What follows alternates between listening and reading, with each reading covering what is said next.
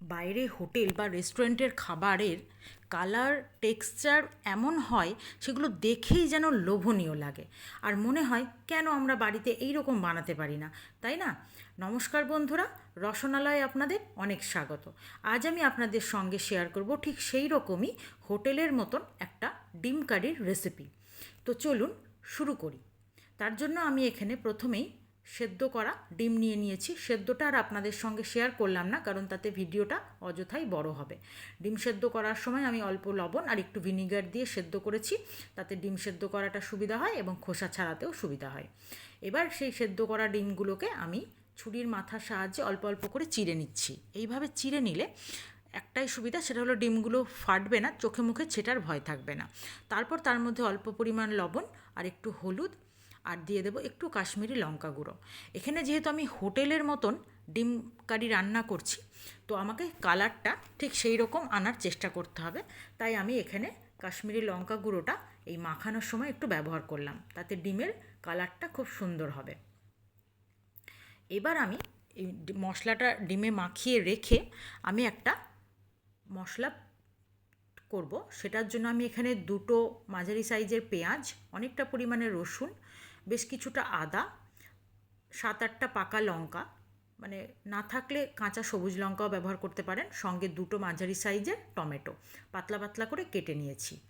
এবার আমি এই মশলাগুলোকে কড়াইয়ে অল্প তেল দিয়ে মশলাগুলোকে একটু ফ্রাই করে নেব। আমি 2 চামচ সাদা তেল ব্যবহার করলাম, আপনারা সর্ষের তেলও রান্নাটা করতে পারেন।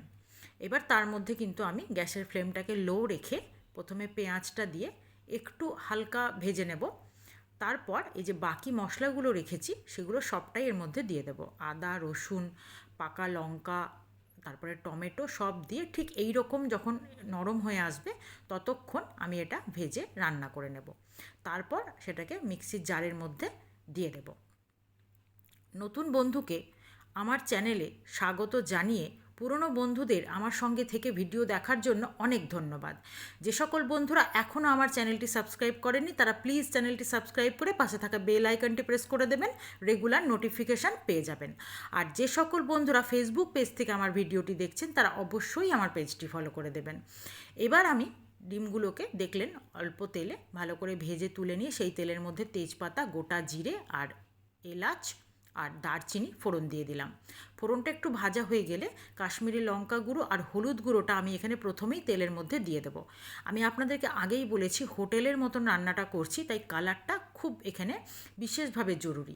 তারপর যে মশলাটা ভেজে পেস্ট করে নিয়েছি সেই মশলাটাও আমি এর মধ্যে মিশিয়ে দেবো। হোটেল বা রেস্টুরেন্টের রান্নার রঙটাই যেন মানুষকে বেশি টানে খাওয়ার জন্য।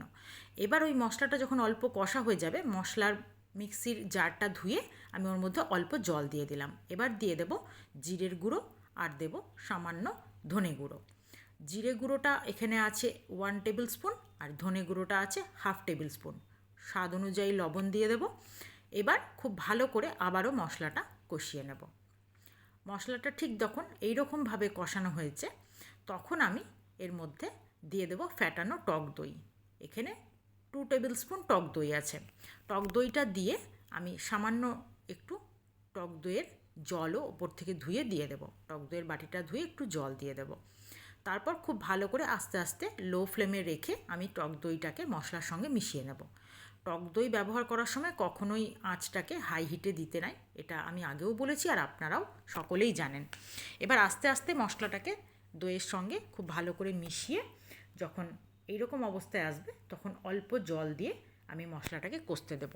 এই সময় খুব বেশি জল ব্যবহার করব না, এটা মশলাটাকে খুব ভালো করে কষানোর জন্য। এবার আমি মশলাটা ঠিক এই রকম পর্যায়ে গিয়ে অল্প যখন দেখুন এরকম মাখা হয়েছে তখন আমি এটাকে এবার ঢাকা দিয়ে রান্না করব। বেশ খানিকক্ষণ রান্না করলে দেখুন একদম জলটা টেনে মশলাটার কিন্তু সাইড থেকে তেল ছেড়ে দিয়েছে আর মশলাটা কষানো কিন্তু একদম কমপ্লিট হয়ে গেছে। এবার আমি এখানে যে ভেজে রাখা ডিমগুলো আমি এর মধ্যে মিশিয়ে দেব। আমি আর দেখলেন প্রথমেই তেলের মধ্যে কিন্তু কাশ্মীরি লঙ্কা গুঁড়ো আর হলুদ গুঁড়োটা দিয়ে দিয়েছি, সেটা কিন্তু সম্পূর্ণ কালারের জন্য। এবার আমি রান্নাটা হয়ে গেছে, এই সময় আমি 4-5টা চেরা কাঁচা লঙ্কা, সবুজ লঙ্কা এখানে নিয়েছি, এর মধ্যে দিয়ে সামান্য ধনেপাতা কুচি ছড়িয়ে দেব আর দিয়ে দেব 1 চামচ গরম মশলা পাউডার। তারপর আমি এটাকে একটু ঢাকা দিয়ে রেস্টে রাখবো। গরম মশলা আর কাঁচা লঙ্কা যখন দেবেন, আমি আগেও বলেছি, সবসময় একটু তারপর ঢেকে রেস্টে রেখে তারপর রান্নাটা নামিয়ে নেবেন। আজ আমার হোটেলের মতো করে বানানো ডিমের কারিটা আপনাদের কেমন লাগলো অবশ্যই কিন্তু কমেন্ট করে জানাতে ভুলবেন না।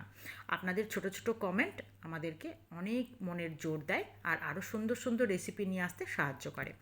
আমার রেসিপি আজকে যদি আপনাদের ভালো লেগে থাকে অবশ্যই লাইক, শেয়ার ও কমেন্ট অবশ্যই করবেন।